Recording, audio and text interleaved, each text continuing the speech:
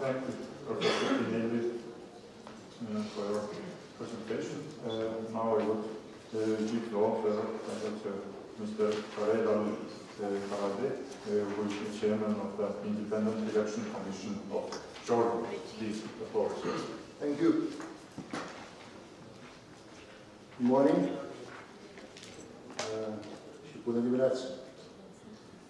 In order to have a defined scope for the conversation, we need to break down the meaning of equality. And this is not an easy task. I will do that in a simple manner, comparing the concept in English to that in Arabic. In Arabic, we have two distinct words to the word equality, al-musawa wal-adl. And naturally, they refer to two different things in these two words. Al-adl might refer to justice, and musawa to equality. The first reflects a general overall quality, even if not in the immediate literal or material sense, while the later refers to the concept of being exactly the same. So, in other words, in my language, there may be justice without equality, and there may be equality without justice. I found this to be an important introduction to start my examination for our topic today, the various aspects of the principles of equality and their implications. The way I'm going to talk about this subject is through raising questions essentially, and examining their multifaceted natures. This method is more interesting, in my opinion, compared to those talks that merely state informations or portray a certain way of perceiving a subject. This is why I can also trade this talk by exploring the Jordan local solution of the problems of equality and justice. Bearing in mind, locality does not defy internationalism, but rather that a deep sense of locality combined with openness is the spirit of the true internationalism. The aspect of gender equality. So let's start with the most obvious aspect of equality or justice, gender equality. I'm starting here since it's usually the first aspect of equality that runs to one's mind when discussing the subject. Maybe due to me, regardless.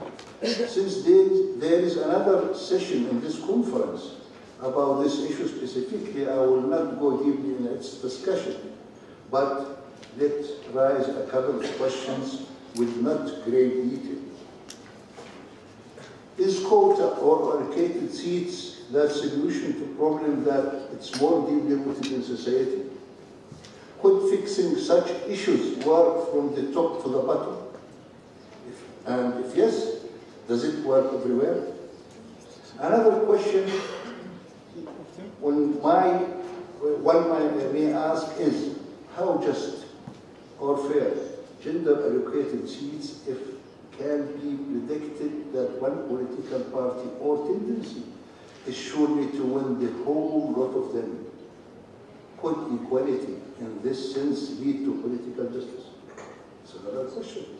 Now especially that women have acquired that right to vote in most countries, and feminism not longer a doctrine limited to women, should then society reflect its development through the votes of the people? These are questions, bear in mind, not suggestions or insinuations. The economic equality.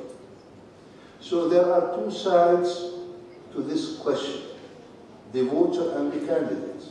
Let's start with the simplest one aspect, the candidates.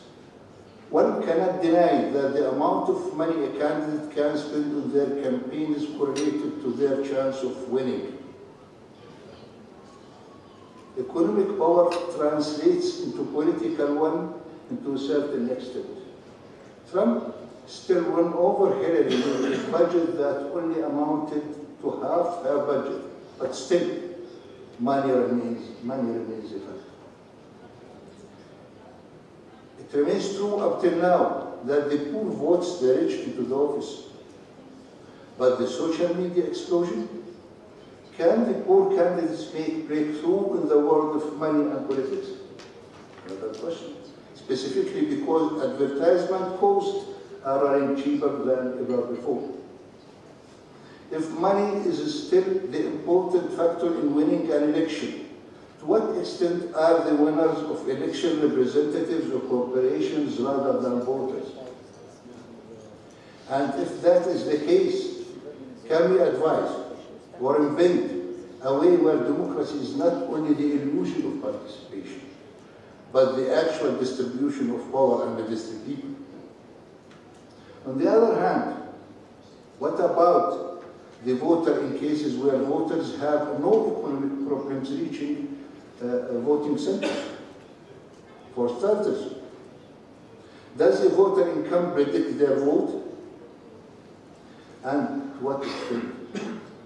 For example, is there any relationship between Trump's victory among middle-aged, white, poor, less educated men and the populist nature of his rhetoric? As we know, about 1% of population of the earth own around 99% of its resources, more or less. How come democratic political systems are still more representative of the 1% and their interests, despite that this class only amount up to 1% of the voting power? Could one give the mentioned revived ideas about classism, class awarenesses, and class politicians who we have seen these tendencies more since the fall of the Soviet Union? Education and knowledge.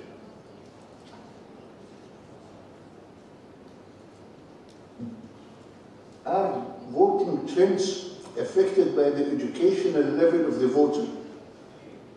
And if yes, is that not somehow related to economic equality when examined more deeply? Can social media and the bubble effect it creates reintroduce populist thoughts into the more educated, fragmented society? In other words, can the effect of education be reversed with the bombardment of the fake news and fake facts? Well, what about a case in which voters choose to trust a literate candidate? This is a theoretical question.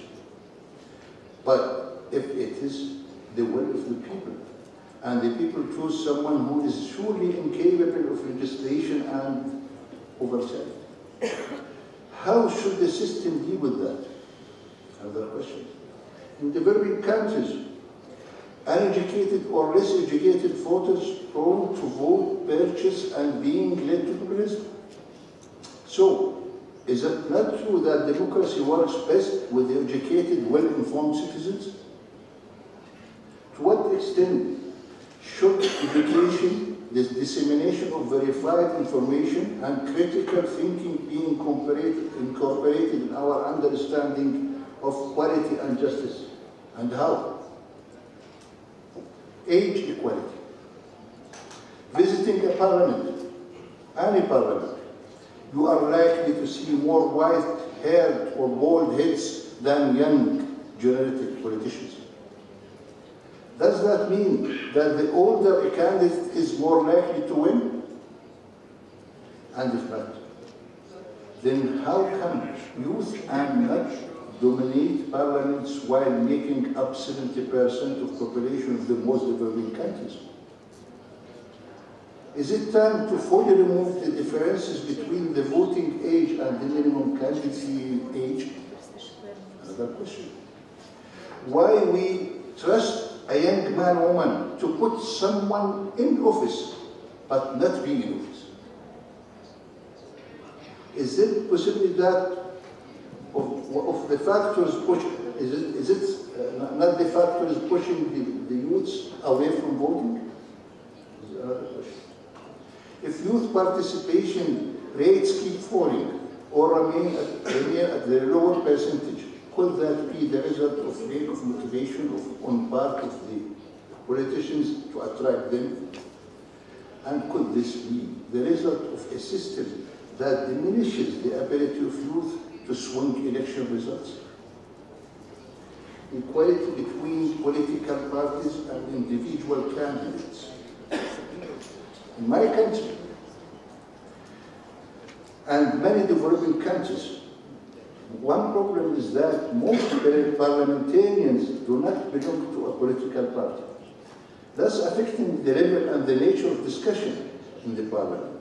In other countries, say the US, one would find it difficult to perceive the victory of a candidate if they don't belong to a party, even more one of two parties. How do these unequal chances affect democracy? Should there be special treatment allocated seats, for example, to more politically oriented candidates? And if it's yes or no, why? Equality in seat weight. In Jordan, when we worked on the most recent electoral law, we had in mind three main issues to try and weigh between to achieve justice.